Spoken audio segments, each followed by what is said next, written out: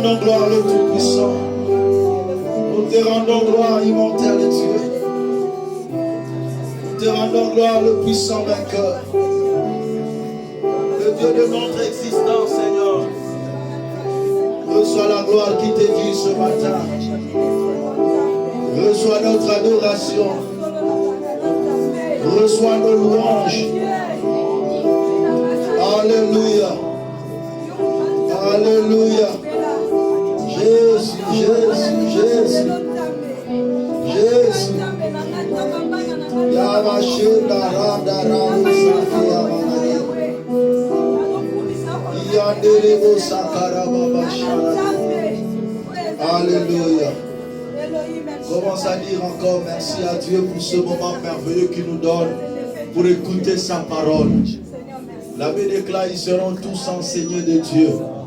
Prions pour que Dieu nous parle encore ce matin. Prions le Seigneur au nom de Jésus. Alléluia.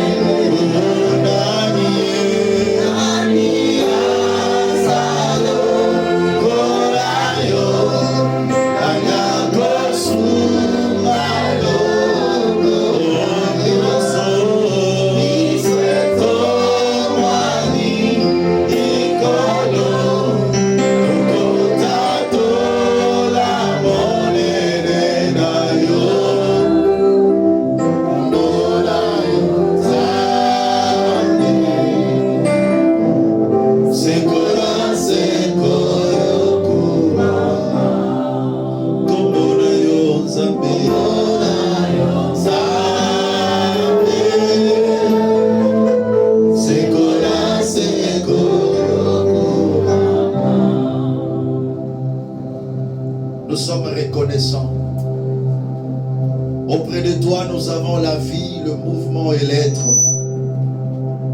Auprès de toi, nous avons tout ce qu'il faut pour que notre vie soit un vrai bonheur.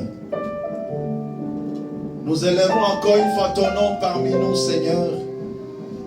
Et nous te prions, Papa, pour que tu nous parles en particulier. Dispose nos cœurs devant toi, Seigneur. Comme il est écrit, ils seront tous enseignés de Dieu. Nous avons besoin que tu nous enseignes, que tu nous orientes et que tu nous guides, Seigneur. Nous bénissons cet enseignement que nous sommes en train de parcourir grâce à toi, Seigneur. Car il est écrit, seront tous enseignés de Dieu. Seigneur, c'est toi qui nous donnes l'enseignement. C'est toi qui nous donnes les orientations. C'est toi qui nous avertis. C'est toi qui nous corriges. Afin que nous puissions marcher sur le bord du chemin et accomplir ta volonté parfaite. Qu'il en soit ainsi, ô Dieu, pour que ton nom soit continuellement élevé. Au nom de Jésus, nous t'acclamons, Seigneur. Nous t'acclamons le roi de gloire. Nous t'acclamons le prince de paix. Merci, Jésus. Amen. Que le Seigneur vous bénisse abondamment. Nous allons écouter la parole du Seigneur. Nous allons continuer toujours avec notre sujet, une part selon sa famille. Là où nous sommes en train de décortiquer ensemble l'influence des circonstances de la famille qui peut affecter la vie d'une personne. Mais vous devez savoir que toute famille part de deux personnes ou d'une personne. Ça dit, par toi, on peut avoir une famille. Mais la qualité de la famille qui sortira de toi dépend aussi de toi.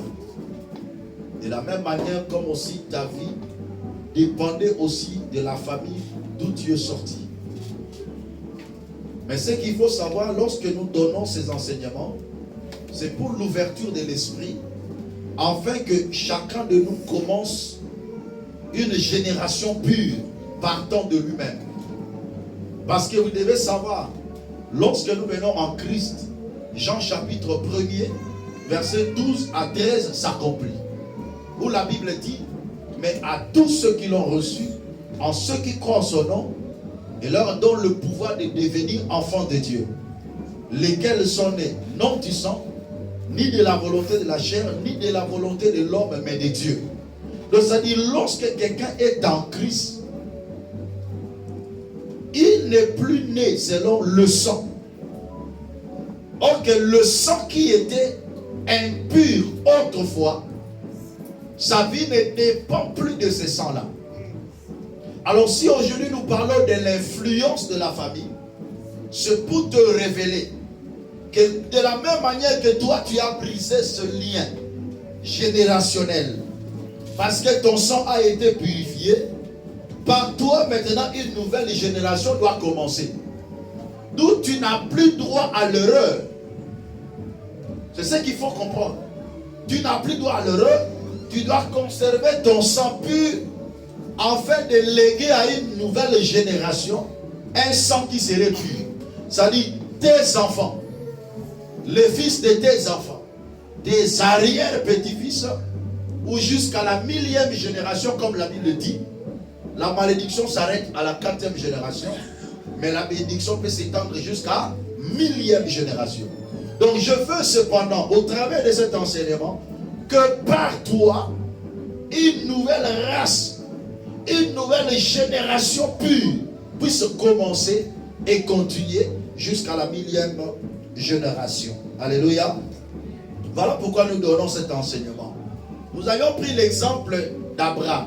Je vais faire juste un petit rappel parce qu'on a des choses à parler ensemble et on doit évoluer.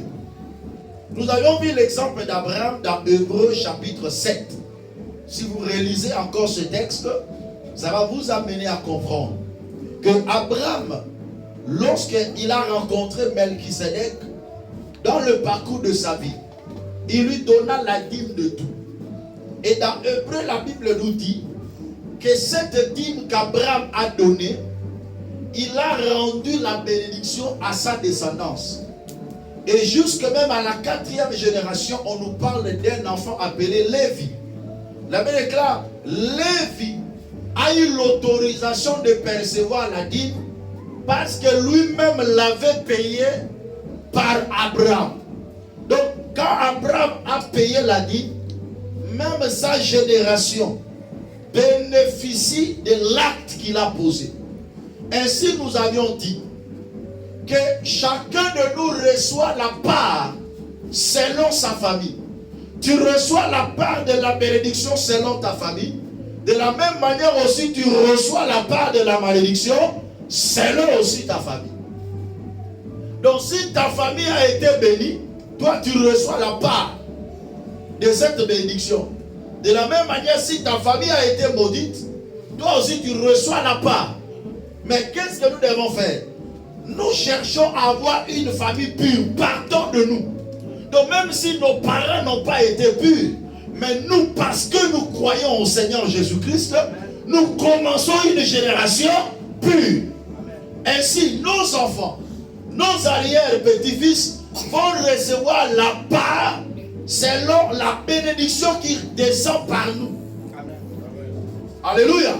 Et ça, c'est très important pour nous. Ainsi, nous avions dit, cette génération commence par toi, donc tu dois être pur. Tu dois te conserver pur. Et tu dois bien marcher sur cette terre, parce que ta vie détermine l'avenir des autres personnes. Bien-aimé, si tu es béni, c'est ta progéniture qui est bénie. Si tu es aussi maudit, c'est ta progéniture qui est maudite. Parce que nous avions dit, il y a des modes de transmission de la malédiction. Aujourd'hui, je vais plus m'atteler sur ça. Je vais plus m'atteler sur ce point-là. Et on va ajouter encore d'autres modes de transmission aujourd'hui. Nous avions dit ceci. La première manière que les malédictions se transmettent,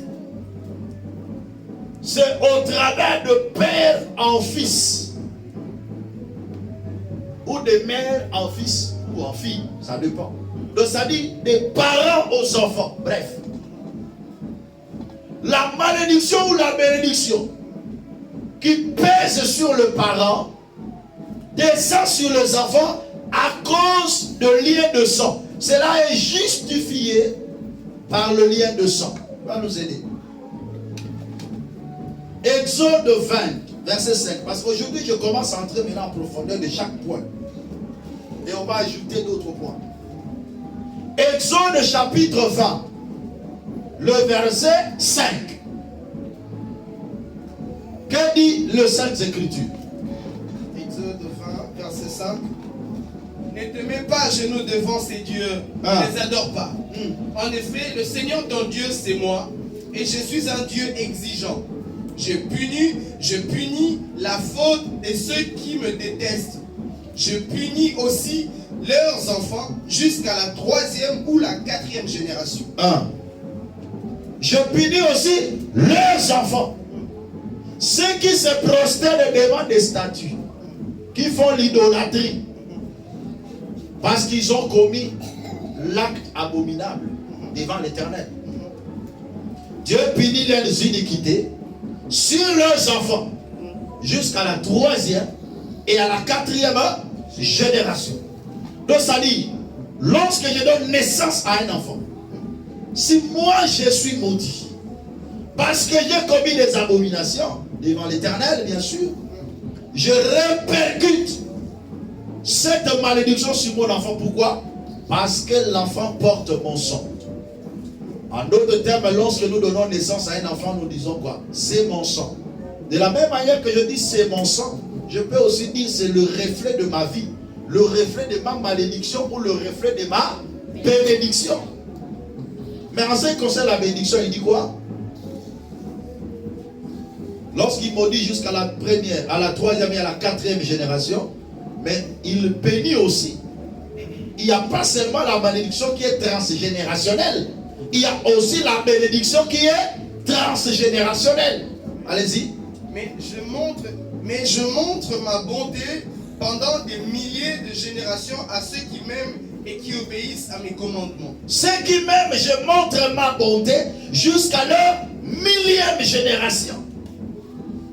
Donc ceux qui marchent aussi bien devant l'Éternel, ceux qui sont aussi bénis, Dieu répercute leur bénédiction jusqu'à la 1000e génération. Voilà pourquoi je vous dis c'est important d'inaugurer par nous une nouvelle génération bénie de Dieu. Et que cette bénédiction puisse se répercuter jusqu'à nos 1000e génération ou à notre 1000e génération. Amen. Lorsque tu donnes naissance, tu dis c'est mon sang. Pourquoi? Parce que la vie de l'âme est dans le sang. Et c'est dans l'âme qu'on voit la personnalité d'un individu. La vie d'une personne, c'est l'âme. Voilà pourquoi la Bible déclare, l'âme qui pêche, c'est celle qui mourra. Et l'âme est constituée de la chair et du sang. Lorsque quelqu'un commet le mal, cela affecte son âme. Alléluia. Et son sang est souillé. Et toute personne qui portera son sang, il marchera dans cette souillure. À moins que la personne se convertisse au Seigneur. Parce que c'est par là que la malédiction peut s'arrêter dans la vie d'une personne. Deuxième point qu'on avait parlé ensemble, c'était par de relations sexuelles qu'il peut y avoir la transmission de malédiction. Non pas seulement des pères aux fils. Il y a des gens qui arrivent aussi dans une famille qui est pure. Une famille chrétienne. Mais ils peuvent détruire la lignée de la pureté en allant ramasser une malédiction à l'extérieur. Et cette malédiction ne provient pas de l'intérieur. Ne provient pas de la lignée familiale, mais provient de l'extérieur. Est-ce que quelqu'un comprend bien? Amen. Lisons 1 Corinthiens chapitre 6, le verset 16. 1 Corinthiens chapitre 6, le verset 16 à 18, c'est ça? Oui. Celui qui s'unit à une prostituée devient avec elle un seul corps. Vous ne savez donc pas cela? En effet, les livres saints disent, les deux deviendront comme une seule personne. Mais celui qui s'unit au Seigneur dans son cœur devient comme une seule personne avec lui. 18. Évitez à tout prix de faire n'importe quoi avec votre corps. Évitez à tout prix de faire n'importe quoi avec votre corps. J'aime aussi cette version, c'est très important. Lui, c'est bon, dit fuyez l'impudicité. Évitez à tout prix de faire n'importe quoi avec votre corps. Pourquoi? Tous les autres péchés que les gens peuvent commettre sont à l'extérieur du corps. Mais si quelqu'un fait n'importe quoi avec son corps, il fait quelque chose de mal contre son corps. Il fait quelque chose de mal. N'importe quoi là, c'est l'impudicité. Jouer avec son corps. Il dit, celui qui s'unit à une prostituée devient une même personne. Donc si cette personne est bénie, toi aussi tu es béni. Mais si cette personne est maudite, toi aussi tu es maudit. Parce qu'il est écrit, les deux deviendront une même personne. Cela ne se fait pas par le mariage seulement, mais par tout acte sexuel que tu poses hors du mariage même, te rend une même personne avec la personne que tu s'unis. J'avais montré cela avec beaucoup d'exemples ici pour vous amener à la compréhension. Afin que chacun de nous sache, si tu as un esprit de vagabondage sexuel, partout tu poses ton pied, tu ramasses quelque chose. Tu fais des relations sexuelles avec un homme. Si cette personne a des malédictions dans sa vie, cette malédiction entre en toi. Toi aussi tu en as. Tu le communiques aussi. Le moyen le plus facile que les démons peuvent se communiquer ou se transmettre d'une personne à une autre, c'est par des relations sexuelles. Le moyen le plus facile. Voilà pourquoi la Bible dit que le mariage soit honoré de tous et que le mariage soit dans le Seigneur. Ce n'est pas en vain qu'on le dit. C'est pour préserver ta vie de toute impureté de l'extérieur. Et le lit conjugal exempté de souillure. Pour tous ceux qui se sont mariés, doivent éviter l'adultère. Parce que tu risques d'aller ramasser l'impureté à l'extérieur et tu l'amènes dans la maison. Et vous allez constater que beaucoup de foyers ont été détruits. Il y a des choses parfois bizarres qui entrent dans la famille, tout simplement parce que l'homme ou la femme est allé ramasser une malédiction à l'extérieur pour le ramener dans la maison. Vous pouvez constater parfois des maladies bizarres qui entrent dans la famille du couple, des phénomènes bizarres qui entrent dans le foyer et on ne comprend pas, ça vient d'où? Alléluia. Voilà pourquoi l'abbé déclare que les lits conjugales soient exemptés des souillures. Et pour tous ceux qui ne se sont pas mariés, doivent se conserver purs pour le mariage. Parce que lors du mariage, on vous bénit, vous commencez une nouvelle destinée ensemble, une nouvelle vie ensemble. On brise les malédictions de famille et vous constituez un foyer pur pour qu'une autre génération commence au travers de vous. Est-ce que quelqu'un est en train de comprendre? Et ça, c'est très important. On ne blague pas avec la vie. On ne s'unit pas avec n'importe qui.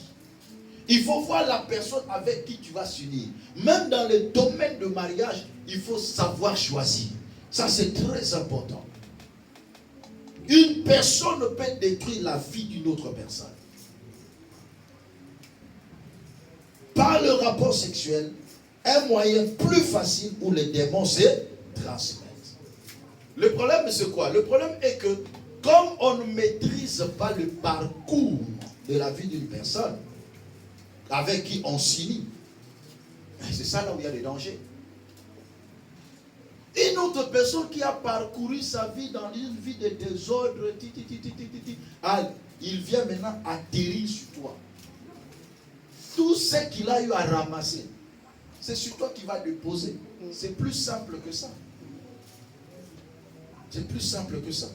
Vous allez voir une personne qui menait une vie correcte, une vie normale, mais tout d'un coup, tout change. Tout bascule. Veillez sur vous-même.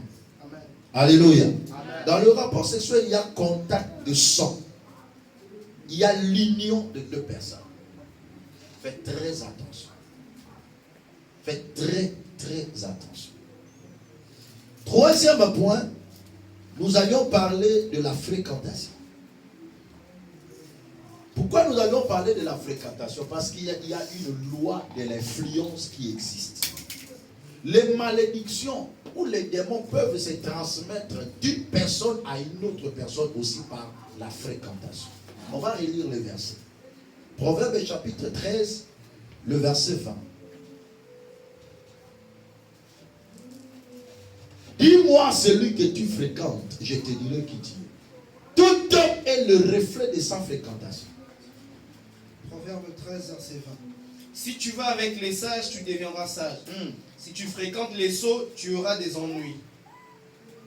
Tu auras des ennuis si tu fréquentes les sots, les insensés. Mais tu deviendras sage aussi si tu fréquentes les sages. Donc pour dire que la bénédiction se communique, la malédiction se communique par la fréquentation. Pourquoi? À cause de la loi de l'influence qui existe. 1 Corinthiens 15, 33. À cause de cette loi de l'influence, quelqu'un qui a une vie négative, quand tu marches avec lui, directement il t'affecte de cette vie. 1 Corinthiens 15, 33. Attention, les mauvais amis poussent à faire le mal. Le mauvais ami pousse à faire le mal. Mais est-ce qu'ils te poussent comme ça avec leurs mains? Qu'est-ce qui fait que toi tu étais bon? Tu étais bien, tu agissais bien, tu parlais bien, tu te comportais bien. Mais d'un coup, parce que tu marches avec un mauvais ami, directement tu commences à mal te comporter. Les mauvais amis poussent à faire le mal. Ce n'est pas eux qui poussent, ce sont les esprits qui poussent. Mais les esprits qui étaient en eux, les esprits qui le poussaient à faire du mal, ce sont les mêmes esprits qui vont entrer en toi pour te pousser à faire du mal. Voilà pourquoi je vous avais dit, dans la vie, il faut savoir qui écouter. Toute personne mène sa vie en fonction de ce qu'il écoute. Quand tu as de bons conseillers dans ta vie, tu réussiras aussi. Mais quand tu as des mauvais conseillers, tu vas échouer. Parce que la vie d'une personne dépend de ce qu'il écoute. Et dans la vie, il faut savoir choisir ta fréquentation. Il faut savoir choisir tes amis. Avec qui vous allez marcher, avec qui vous allez vivre. Qui dois-je fréquenter exactement? Les mauvais amis poussent vers le mal. Pourquoi beaucoup de gens parfois ici en Europe sont détruits? Pourquoi beaucoup de foyers sont dans des troubles, dans des désordres à cause de l'écoute? Beaucoup de gens qui viennent en Europe écoutent tellement beaucoup. Et souvent, ils tombent dans le piège du diable. Ils tombent dans le piège. Qu'est-ce qui fait que toutes les femmes, je dis bien toutes, en majorité bien sûr, peut-être pas toutes sur le 100%, toutes les femmes parfois réagissent de la même façon? Je suis ici en Europe, j'ai conduit les gens. Je côtoie des familles, je connais ce qui se passe. Comment presque les femmes réagissent de la même manière? Parce qu'ils écoutent les autres. Ceux qui viennent écoutent ce qui était déjà. Alléluia.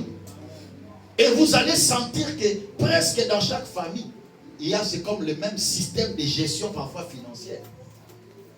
À cause de l'écoute des autres. Dis-moi celui que tu fréquentes, je te dirai qui tu es. L'homme est le reflet de sa fréquentation. Et quelqu'un peut te communiquer les esprits par la fréquentation. Ici chez nous, on marche comme ça. Ici chez nous, on fait comme ça. Ah, toi tu es arrivé en Europe. En Europe, on agit comme ça. On marche comme ça. Toi tu fais quoi? Tu écoutes. Tu peux résister pour un temps. Après deuxième temps, tu résistes encore. Troisième temps, tu résistes. Après, tu te dis non, il a raison. Pourquoi? Parce que tu donneras toujours raison à la personne que tu donnes ton oreille. C'est comme ça. Qu'est-ce qui fait que parfois, lorsque les enfants, on est parfois à la maison avec les enfants écoutent plus leur maîtresse que leurs parents. Parce qu'ils passent beaucoup de temps avec eux, en les écoutant. Dans la maison, on peut rester, parfois on ne parle pas avec les enfants. Ils sont dans leur coin, nous aussi avec dans notre coin. Alléluia. Mais les enfants écoutent plus leur maîtresse à la maison que leurs enfants, leurs parents plutôt. C'est ce qui fait que toi tu peux dire quelque chose à ton enfant, il ne te croit pas. Il croit à ce que la maîtresse l'a dit. Pourquoi? Parce qu'il donne plus son oreille à la maîtresse qu'à toi. C'est ça aussi, les choses que nous devons comprendre et maîtriser. Beaucoup de familles sont détruites parce qu'une personne écoute dehors. Et ça, c'est très très important pour nous de comprendre.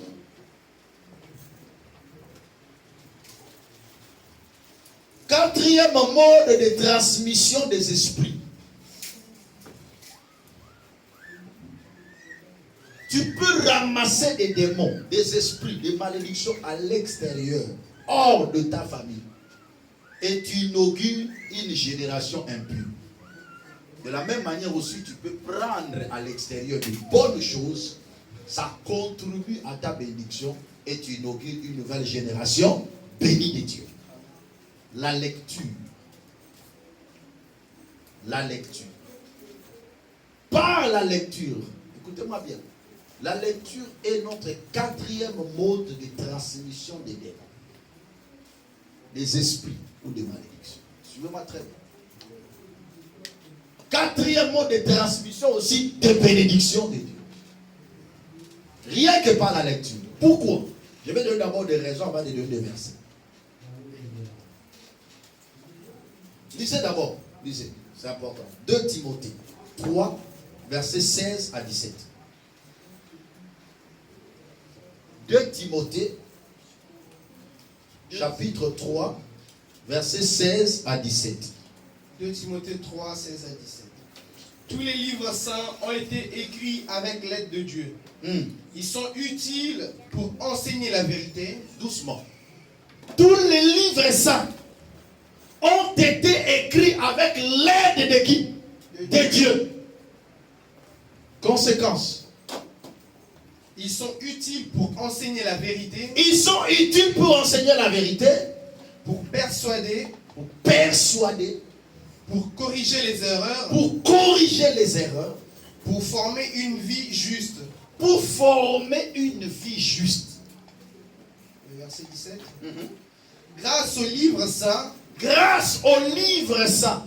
L'homme de Dieu sera parfaitement préparé. L'homme de Dieu sera parfaitement préparé. Et formé pour faire tout ce qui est bien. Et formé pour faire tout ce qui est bien. Seulement les livres permettent à une personne d'être bien préparée et poser des bons actes. Ou des bons actes, excusez-moi. Je vais lire dans ma version. 2 Timothée 3, 16 à 17.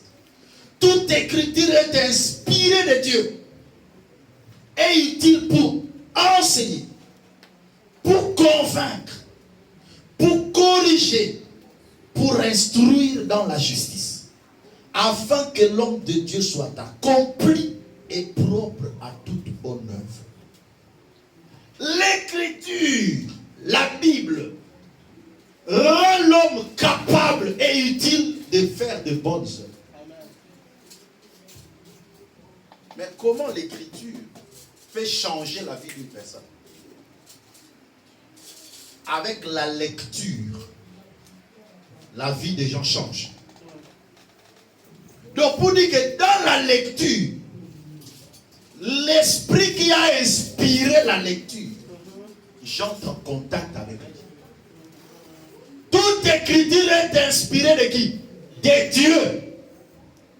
Donc lorsque tu lis quelque chose, tu entres en esprit avec l'écrivain. Ça c'est très important, il faut le connaître. Josué 1:8. Tu entres en esprit de l'écrivain. C'est là où il y a la force des occultistes. Les occultistes ne font plus des incisions. Ça devient archaïque. Ils te donnent des livres pour aller lire. Josué 1, verset 8. Répète sans cesse les enseignements du livre de la loi. Rédis-les dans ton cœur jour et nuit. Ainsi, tu t'efforceras d'obéir à tout ce qui est écrit. De cette façon, tu mèneras tes projets avec succès et ils réussiront. Comment avec la lecture, tu peux réussir avec tes projets? Que ce livre de la loi ne s'éloigne point de ta bouche. Médite-les jours et nuit, afin d'agir fidèlement selon tout ce qui est écrit. C'est alors que tu auras le succès. C'est alors que tu réussiras. Rien que par la lecture, la méditation de la Bible, tu as le succès. Mais qu'est-ce qui entraîne ce succès? Mais c'est l'esprit de l'écrivain. Un astrologue, un magicien, un occulte, un homme occulte, lorsqu'il écrit, l'inspiration vient des démons. Toute personne qui lit ce bouquin entre en communion. Et surtout s'il n'a pas l'esprit de Dieu. C'est plus simple ça. Aujourd'hui, dans l'occultisme, on te donne seulement un livre. On te dit, va lire. Et la nuit, tu es visité. Les démons peuvent se transmettre dans une personne par la lecture. Simplement. J'ai fait la délivrance d'une sœur. Son père était un magicien. Bon, un occultiste, il avait touché un peu de fétiche. Et il avait des livres dans la maison. Un jour, la sœur prend le livre. Elle commence à lire. Elle a eu un mot de tête terrible. Certes, elle connaissait Dieu, elle priait. Mais le fait de lire ces livres-là, elle commençait à avoir des maux de tête. Elle ne comprenait pas ce qu'elle disait. Et je vous dis, il nous a fallu toute la nuit pour la délivrer. Or qu'elle entrait déjà en contact avec les esprits, partant de ces livres. Tout livre n'est pas à lire. Il faut chercher à connaître qui l'a écrit. Alléluia. qui a écrit ces livres? Il y a des livres scientifiques aussi que nous pouvons lire et avoir la connaissance scientifique. Ça existe. Alléluia. Mais il y a aussi des livres maçonniques où tu lis, tu entres dans la connaissance qui n'est pas de ce monde. Et directement tu entres en contact avec les esprits. Voilà pourquoi un enfant de Dieu doit lire la Bible. Amen. Pour entrer à chaque fois en communion avec l'Esprit de Dieu. Amen. Il y a des gens qui ne ouvrent la Bible que quand il vient à l'église. Donc quand il est à l'église, vous savez on a dit comment on monte dans sac.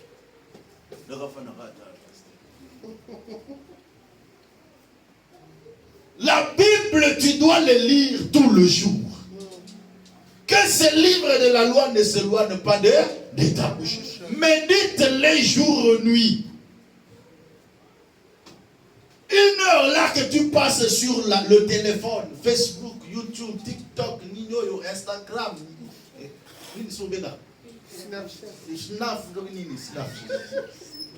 le temps que tu passes là, prends la Bible, commence à lire. Et ne lis pas la Bible dans le téléphone. Lis la Bible en papier. C'est important. Parce que le temps, la téléphone, non mais ça doit continuer. On a bien à côté. Après ce temps, nous sommes déconcentrés. Donc, lecture n'a pas un impact. Il faut aller sortir du niveau de simple lecture, mais entrer dans le niveau de la méditation. Parce que lorsque tu lis, tu entres en esprit avec celui qui a inspiré la parole. C'est quelqu'un qui est en train de comprendre. C'est très important.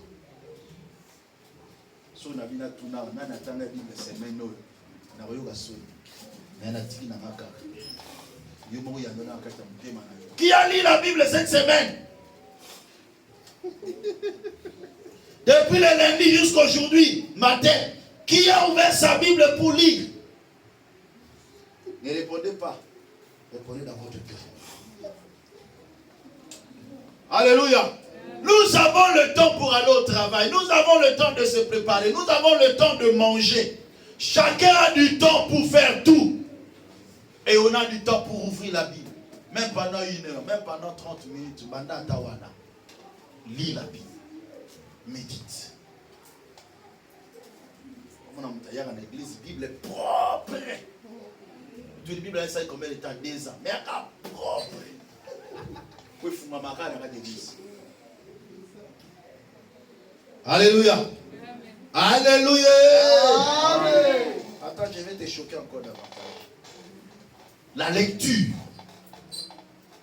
Les démons se transmettent par la lecture. L'Esprit de Dieu aussi peut se communiquer à une personne.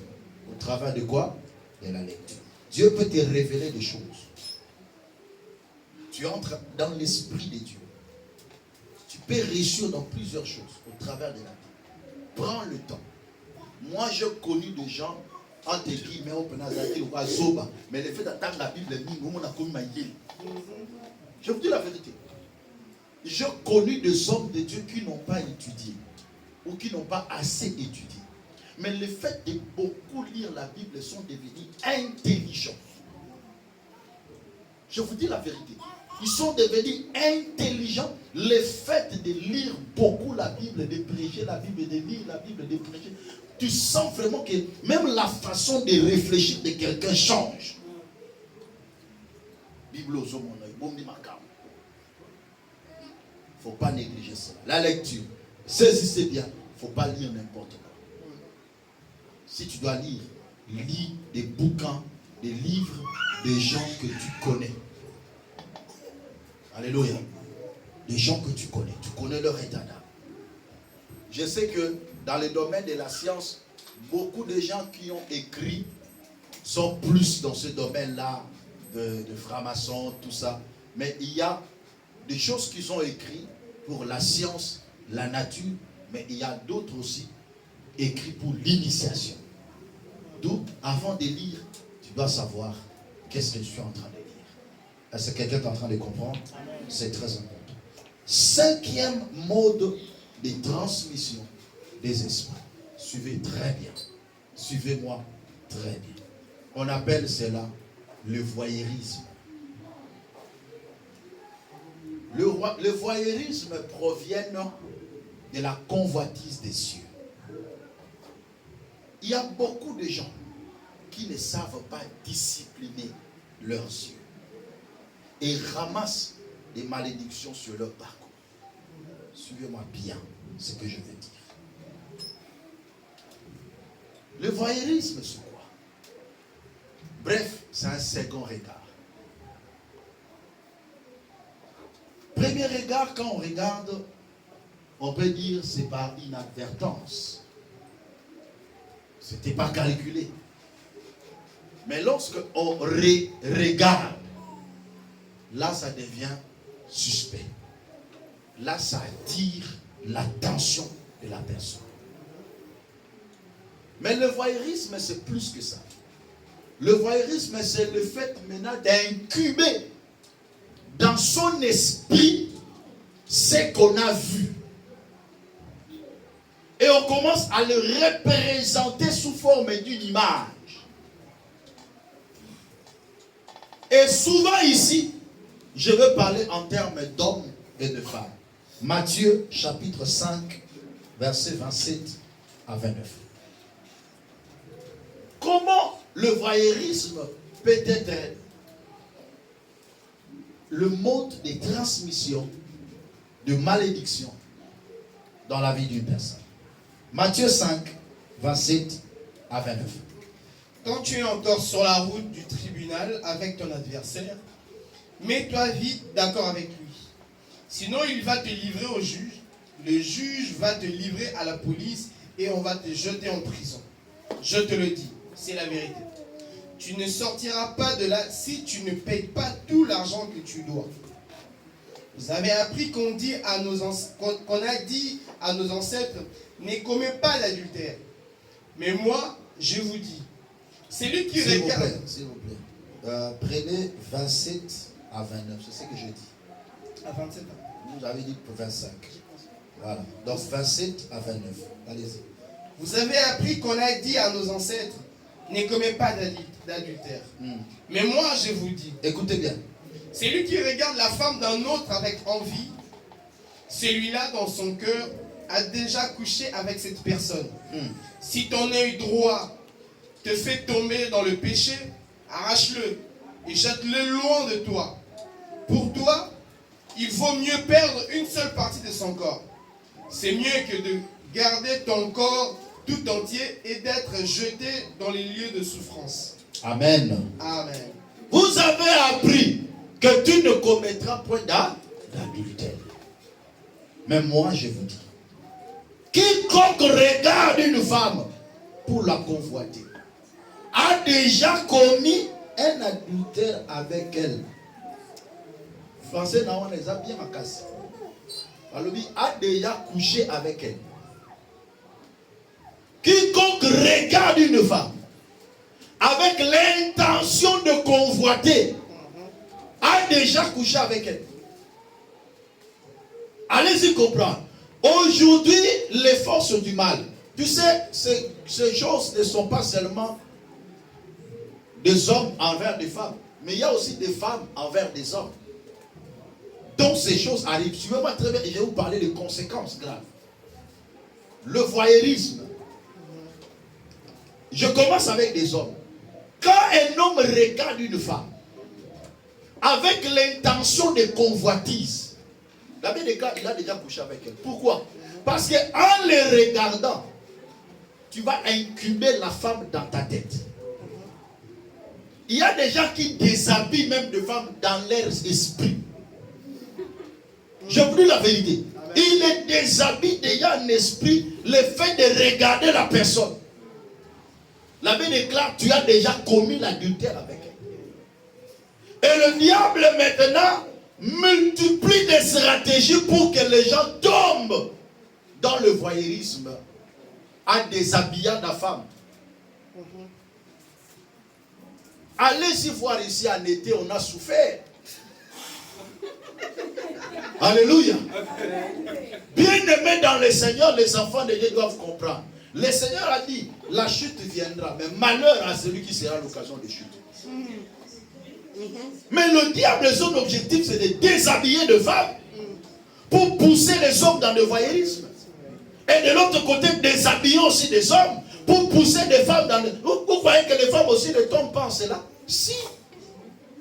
Il y a des femmes aussi qui tombent dans le voyeurisme. Chacun de nous a des préférences. Alléluia.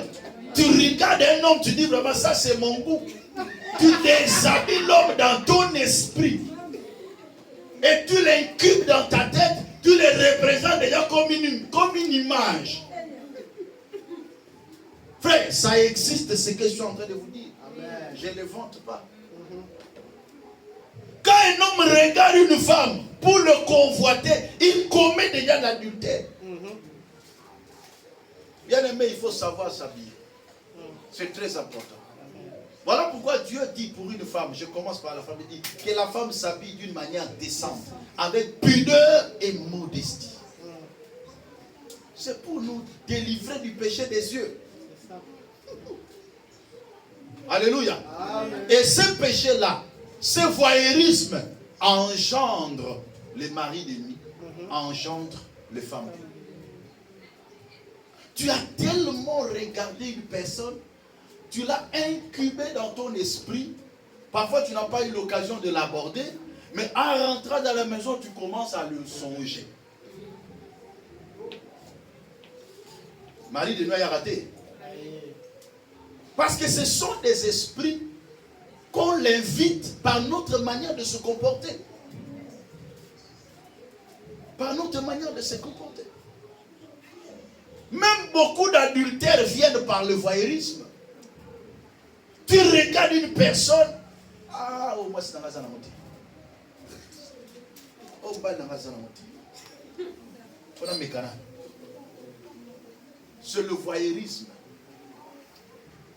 Dans ta vie, si tu vois un homme ou une femme une fois, deuxième fois, détourne tes regards. Préserve ton cœur. Préserve ta vie. Alléluia. Amen. Frère, je vous dis la vérité, il faut savoir, c'est préserver. C'est très important.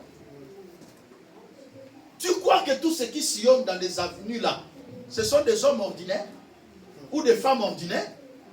Non, bien aimé. On marche avec des esprits dans des trains, parfois dans des métros, dans des bus.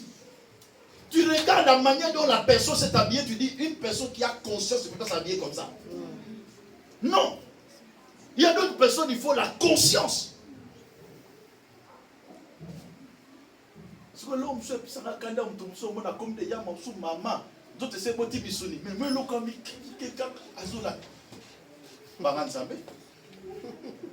alléluia.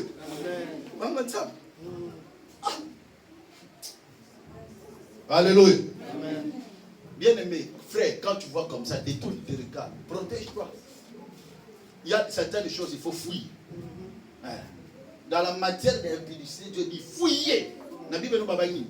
Faites des efforts. Fouille. Parce qu'en regardant, tu incubes dans ta tête la personne.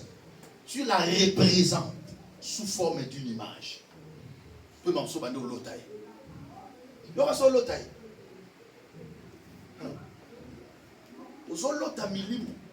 Ah, tu ne sais pas. Et laisse-moi te dire que les démons incubes et succubes, ce sont des démons très dangereux. Conséquence, ils entraînent le célibat. Ils entraînent la stérilité. Ils entraînent la masturbation. Ils entraînent les divorces. Ils entraînent les mauvais caractères. Moi, je suis un mari de nuit. Comme appelé impoli, insoumise dans ninga usakanate. Pourquoi? L'objectif est que azalana mobali té. Au mon amour, un homme méchant comme si tu n'as pas l'idée. Mais il est visité par des femmes de nuit. Alléluia. Tu vas comme ça un esprit, il y a impudicité, il y a makasi. Pourquoi on fait un moi si mon côté? Ce sont des démons très dangereux.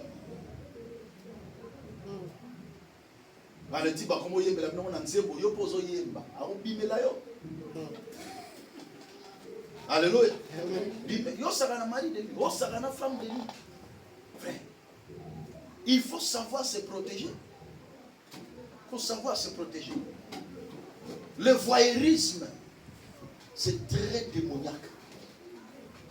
Quand tu vois pour la première fois, c'est normal. Quand tu marches, tu as les yeux ouverts. Tu peux voir pour la première fois. Quand tu sens que ce que j'ai vu est mauvais, je ne regarde plus pour la deuxième fois. Parce que quand je vais regarder pour la deuxième fois, ça va attirer mon attention.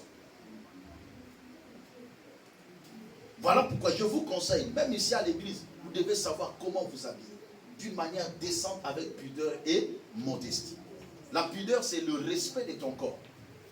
Le respect de ton sexe. Tu es homme, tu es femme, il faut savoir comment s'habiller. Proprement, correctement. Et c'est très important. Avant Olata, avant Bimalibanda, est-ce que est-ce que je suis convenable? Tu essayes toutes les positions possibles.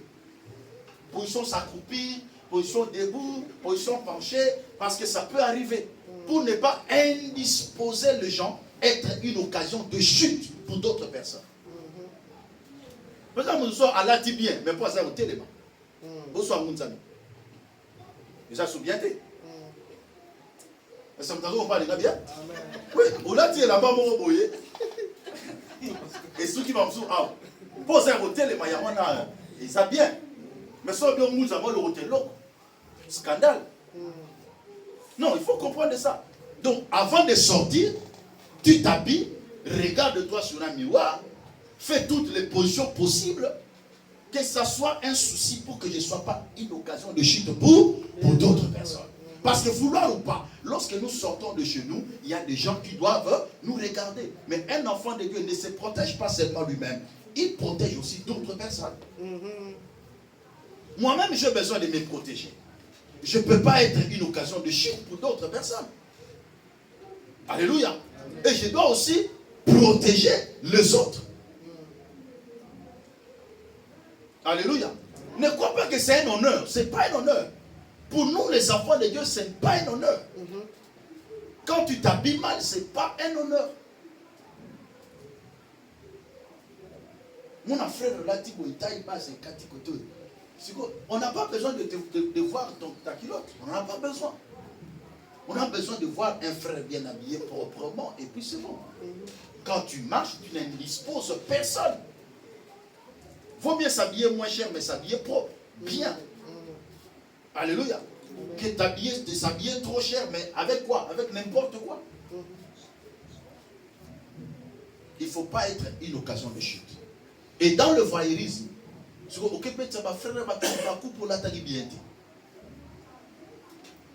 Nathalie, allez, on va l'autre. Marie de Noël a raté. Femme de Noël a raté. Il y a pas de ça qui est. Il y a yaka. À cause de quoi? À cause de voyeurisme. Allez-y comprendre comment tu fais entrer dans ta vie un esprit, une malédiction que tu n'en avais pas envie. Est-ce que quelqu'un comprend? Je ne veux pas que dans l'église, qu'on ait des agents de sécurité qui soient là devant pour dire à la personne que tu ne t'es pas bien habillé. Il faut bien s'habiller. Il faut faire ceci. Non, on n'en a pas besoin. On a besoin de gens qui ont la conscience. Non pas seulement à l'église, partout où tu vas. Dans le travail, partout ailleurs, il faut toujours s'habiller d'une manière décente. Parce que la chrétienté ne se vit pas seulement à l'église. La chrétienté se vit partout où vous allez. Partout où vous allez, soyez des chrétiens. Je refuse que nous soyons des chrétiens seulement à l'église. Non, s'il vous plaît. Soyons des chrétiens partout où nous allons. Ok? Est-ce que ça va ou ça ne va pas? Je parle bien? Merci. Sixième.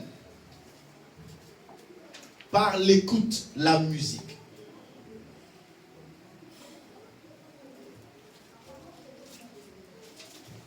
La musique, c'est une mode aussi que le diable utilise pour que les démons sillonnent, pour que les démons entrent dans la vie d'une personne.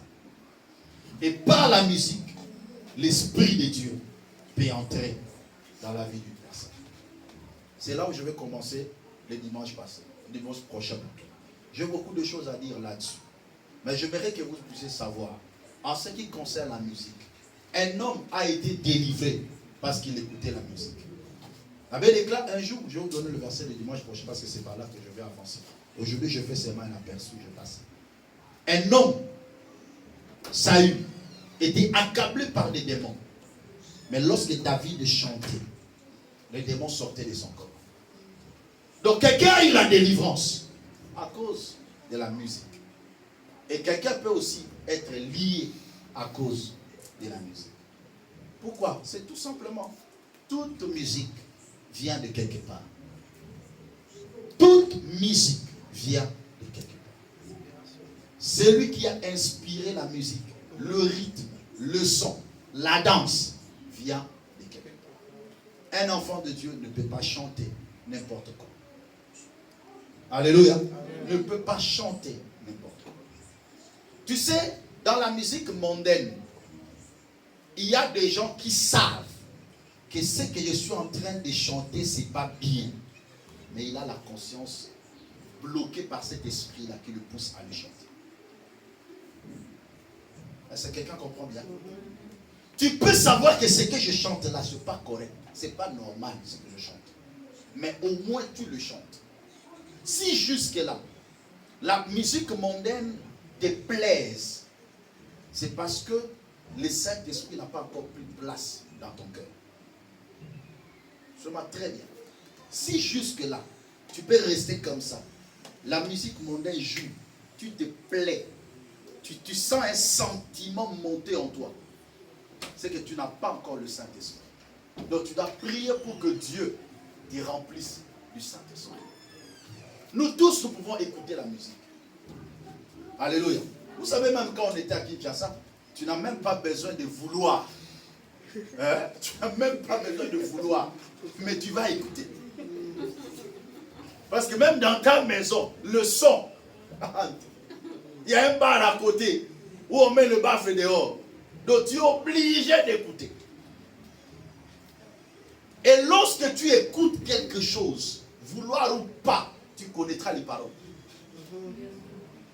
Je te dis, tu connaîtras les paroles de la chanson, même si tu ne le chantes pas. Tu vas sentir, il y a une force dans la musique. Il y a une force dans la musique, bien aimé. Je vous le dis la vérité.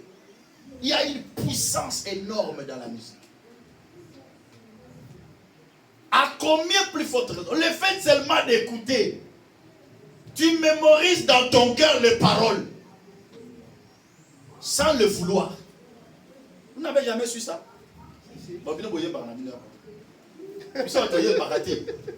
Mais le fait d'écouter, tu sens que tu maîtrises les paroles dans ton cœur. Tu ne le veux pas. Mais le fait que tu écoutes ça va être à tout moment. Parce qu'à qui, lorsqu'une chanson sort, il y a un ayam.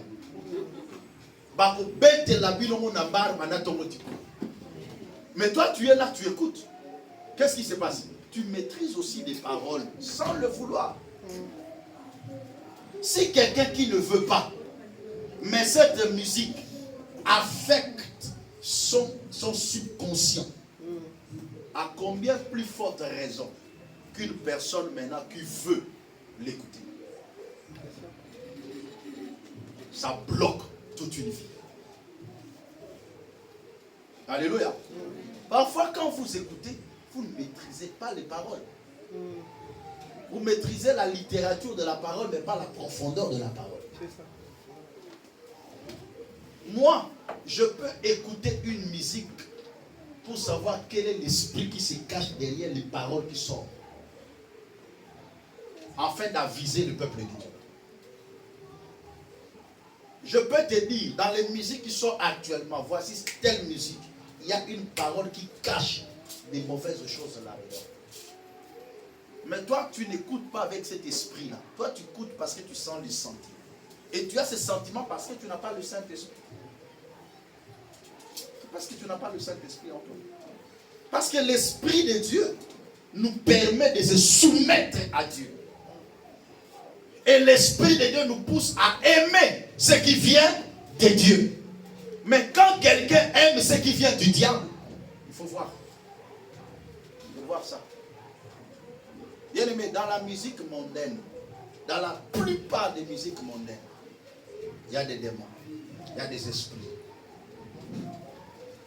J'avais vu un homme de Dieu qui a délivré une sœur qui avait l'esprit d'une musicienne américaine qui était incarnée en elle. Et cette sœur aimait tellement cette musique dont elle ne peut pas dormir si elle n'écoute pas.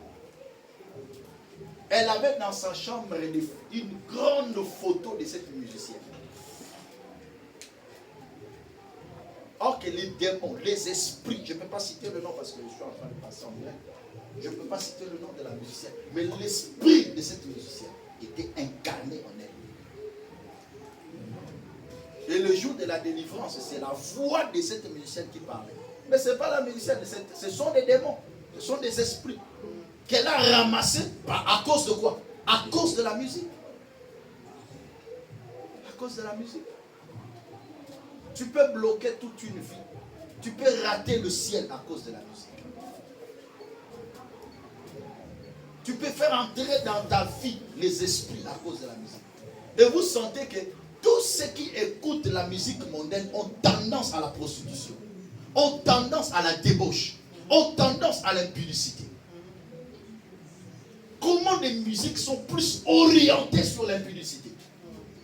Mais un enfant de Dieu, tu dois te détourner de ça. Alléluia. Mais toi, tu es là, tu te plais à ça. Mais directement, ta vie est orientée dans ça. Alléluia. Non, le vrai amour se trouve en Jésus-Christ. Amen. Même dans notre musique, vous pouvez vous plaire en Jésus-Christ. La Bible déclare, réjouissez-vous dans le Seigneur. J'ai dit encore, réjouissez-vous. Alléluia. Amen. Que Dieu vous bénisse. Amen. Que Dieu bénisse sa parole. C'est par là qu'on va continuer les dimanches prochains et je vais clôturer avec ce message par la grâce du Seigneur. Une seule phrase à retenir dans tout cela. Je veux par moi inaugurer une nouvelle génération. Une génération pure. Afin que mes enfants aient la part selon la famille. Que mes petits-enfants aient une part selon la famille. Mais qu'ils aient une part pure. Je ne veux pas léguer une part impure à mes enfants. Amen. Ça, c'est la prière que nous devons faire. Le Seigneur, aide-moi. Je veux être discipliné. Je veux bien marcher. Afin que mes enfants soient bénis. Afin que la progéniture. Natikate batumogo na mokilo batumabe bakuluna batumabe batomiste mamabe batababidik parce que na la tamboula bienti. Non. Je veux bien marcher pour que mes enfants aussi soient bien. Baissons nos têtes. Que chacun parle à son Dieu. Que chacun implore son Dieu. Dis à